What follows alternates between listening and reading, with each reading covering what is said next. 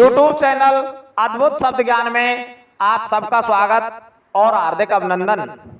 दोस्तों, पूर्व काल में त्वष्टा नाम के एक प्रजापति हुए थे। उन त्वष्टा प्रजापति के एक पुत्र थे विश्वरूप। एक बार जो विश्वरूप थे वो इंद्र के हाथों मारे गए, इसलिए ब्रह्म हत्या ने इंद्र को घेर लिया था। इससे उनके तेज को बड़ी क्षति हुई। इस अन्याय के कारण देवराज इंद्र का तेज धर्मराज के शरीर में प्रवेश कर गया और इंद्र निस्तेज हो गए। उसके पश्चात अपने पुत्र के मारे जाने का समाचार त्वष्टा प्रजापति ने सुना तो उन्हें बड़ा क्रोध आया और उन्होंने अपने सर से एक जटा उखाड़कर सबको सुनाते हुए यह बात कही, आज देवताओं सहित तीनों लोग मेरे पराक्रम को देखेंगे। वह खोटी बुद्धि वाला इंद्र भी मेरी शक्ति का साक्षात्कार कर ले, क्योंकि उसी दुष्ट ने अपने ब्राह्मणोचित्र कार्य में लगे हुए मेरे पुत्र का वध किया है। इस प्रकार कहते हुए क्रोध से लाल आंखें किए प्रजापति त्वष्टा ने वह जटा अग्नि में होम कर दी और उस जटा से ही होमकुंड से वृत्र नामक एक महान असुर पैदा हुआ, जिसके शरीर से सब ओर आग निकल रही थी। विशाल देह, बड़ी बड़ी दाढ़ी और कटे छटे कोयले के ढेर की भांति शरीर का रंग उस महान असुर वृत्रासुर को अपने वध के लिए उत्पन्न देखकर इंद्र वैसे व्याकुल हो उठे। उन्होंने संधि की इच्छा से सप्तऋषियों को उसके पास भेजा। संपूर्ण भूतों के साधन में संलग्न रहने वाले वे महर्षि बड़ी प्रसन्नता के साथ वृत्रासुर के पास गए और उन्होंने इंद्र और वृत्रासुर में मित्रता करा दी। कुछ समय बाद इंद्र ने संधि की शर्तों का उल्लंघन करके वृत्रासुर को भी मार डाला। उस समय पुनः ब्रह्म हत्या ने उन पर आक्रमण कर दिया और उनका सारा बल नष्ट हो गया।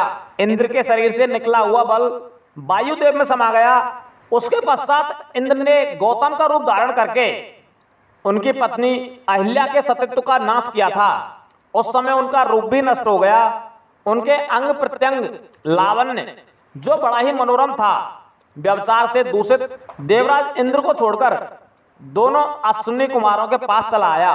इस प्रकार इंद्र अपने धर्म, तेज, बल और रूप से वंचित हो गए। यह जानकर दैत्यों ने उन्हें जीतने का उद्योग आरंभ किया। उन दिनों पृथ्वी पर जो अधिक पराक्रमी राजा थे, उन्हीं के कुलों में देवराज को जीतने की इच्छा रखने वाले अत्यंत बलशाली दैत्य उत्पन्न हुए थे।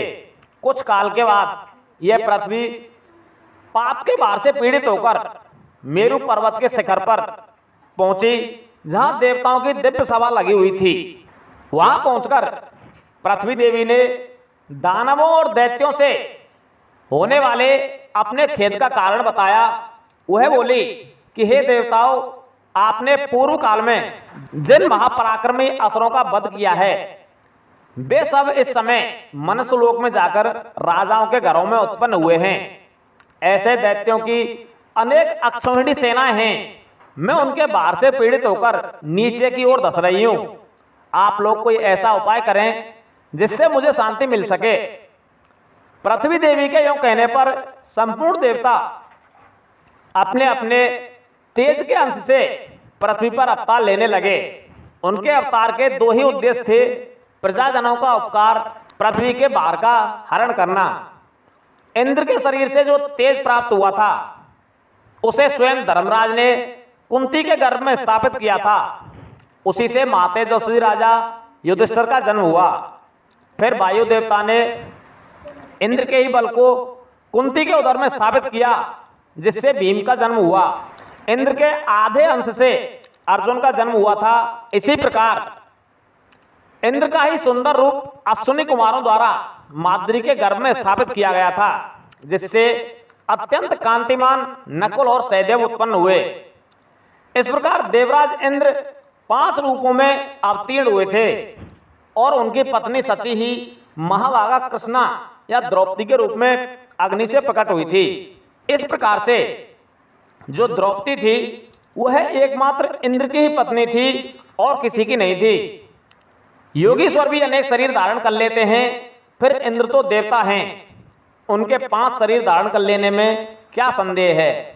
तो इस प्रकार से जो कहते हैं कि द्रौपदी 5 पतियों की पत्नी थी, वो 5 पतियों की पत्नी ना होकर केवल देवराज इंद्र की ही पत्नी थी। हमारा यह वीडियो यदि आपको पसंद आया हो तो इस वीडियो को ज्यादा से ज्यादा लाइक करें, शेयर करें और हमारे चैनल को सब्सक्राइब अवश्य कर लें। धन्यवाद।